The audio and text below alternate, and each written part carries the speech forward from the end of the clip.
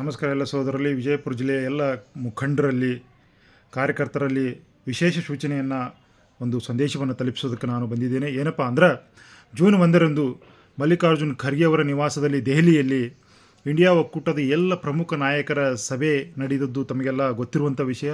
ಈ ಸಭೆಯಲ್ಲಿ ಭಾಳವಾದಂಥ ಮಹತ್ವದ ವಿಷಯಗಳ ಬಗ್ಗೆ, ತೆಗೆದುಕೊಳ್ಳಬೇಕಾದ ಕ್ರಮಗಳ ಬಗ್ಗೆ, ಕೌಂಟಿಂಗ್ ದಿನದ ನಾವು ಅನುಸರಿಸಬೇಕಾದ ನಿಯಮಾವಳಿಗಳ ಬಗ್ಗೆ ಗಂಭೀರವಾದ ಚರ್ಚೆಗಳು ನಡೆದಿದ್ದಾವೆ. ಆ ಮೂಲಕ ಎಲ್ಲ ಪಕ್ಷಗಳ ದೇಶದ ಮೂಲೆ ಮೂಲೆಯಲ್ಲಿರುವಂಥ ಕಾರ್ಯಕರ್ತರಿಗೆ, ಮುಖಂಡರಿಗೆ ಒಂದು ಸಂದೇಶವನ್ನು ಕಳಿಸಿದ್ದಾರೆ. ಕೌಂಟಿಂಗ್ ದಿನ ಯಾವುದೇ ಕಾರಣಕ್ಕೂ ಆತ್ಮವಿಶ್ವಾಸವನ್ನು ಕಳೆದುಕೊಳ್ಳದೆ, ಅಧೈರ್ಯಗೊಳ್ಳದೆ, ಸೋಲು ಗೆಲುವು ಎಲ್ಲದಕ್ಕೂ ಸಿದ್ಧರಾಗಿದ್ದುಕೊಂಡು ನಾವು ಕೌಂಟಿಂಗ್ದ ಎಲ್ಲ ಪ್ರೊಸೀಜರ್ನಲ್ಲಿ ಜಾಗೃತರಾಗಿ, ಮೈಯೆಲ್ಲ ಕಣ್ಣಾಗಿ ಅವತ್ತು ನಮ್ಮ ಕರ್ತವ್ಯವನ್ನು ನಿಭಾಯಿಸಬೇಕಾಗಿದೆ.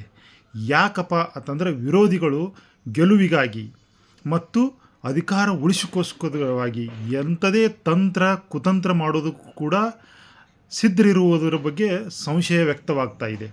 ಯಾಕೆಂದರೆ ಇಡೀ ದೇಶದ ಎಲ್ಲ ಸರ್ಕಾರಿ ಸ್ವಾಮ್ಯದ ಸಂಸ್ಥೆಗಳನ್ನು ಚುನಾವಣಾ ಆಯೋಗ ಹಿಡ್ಕೊಂಡು ಪ್ರತಿಯೊಂದನ್ನು ಕೂಡ ತಮ್ಮ ಪರವಾಗಿ ಯಾವ ರೀತಿ ಕೆಲಸ ಮಾಡೋದಕ್ಕೆ ಚುನಾವಣೆಯ 7 ಹಂತಗಳಲ್ಲಿ ಅದನ್ನು ಬಳಸಿಕೊಂಡ್ರು ಅನ್ನೋದನ್ನು ನಾವು ನೋಡಿದ್ದೀವಿ. ಈಗ ಕೊನೆಯ ಹಂತದ ತಂತ್ರವಾಗಿ ಎಕ್ಸಿಟ್ ಪೋಲ್ಗಳಲ್ಲಿ ಸುಳ್ಳನ್ನು ಹರಿಬಿಡುವ ಮೂಲಕ ಆ ದೇಶದ ಜನರ ಮಾನಸಿಕವಾಗಿ ಕುಗ್ಗಿಸುವಂಥ ತಂತ್ರ ನಡೀತಾ ಇದೆ. ಆ ಕಾರಣಕ್ಕೆ ನಾವೆಲ್ಲ ಮೈಯೆಲ್ಲ ಕಣ್ಣಾಗಿ ಅವತ್ತು ಮುಂಜಾನೆಯಿಂದ ಸಂಜೆಯವರೆಗೂ ಯಾವುದೇ ಕಾರಣಕ್ಕೂ ಅಧೈರ್ಯಗೊಳ್ಳದೆ ಕೌಂಟಿಂಗ್ನ ಎಲ್ಲ ನಿಯಮಾವಳಿಗಳನ್ನು ಪೂರ್ಣಗೊಳಿಸಿ ಸಹಿ ಮಾಡಿ ಹೊರಬರುವ ತನಕ ಕೂಡ ನಾವು ಅಲ್ಲಿಂದ ಎಚ್ಚರವಾಗಿ ಜಾಗೃತರಾಗಿ ಇರಬೇಕಂಥೇಳಿ ಇಂಡಿಯಾ ಒಕ್ಕೂಟದ ದೇಶದ ನಾಯಕರು ಸಂದೇಶವನ್ನು ಕೊಟ್ಟಿದ್ದಾರೆ. ಅದನ್ನು ನಾವೆಲ್ಲ ಕೂಡ ಪಾಲಿಸೋಣ ಅಂಥೇಳಿ ತಮ್ಮಲ್ಲಿ ವಿನಂತಿಯನ್ನು ಮಾಡ್ಕೊಳ್ತಾ ಇದ್ದೀನಿ.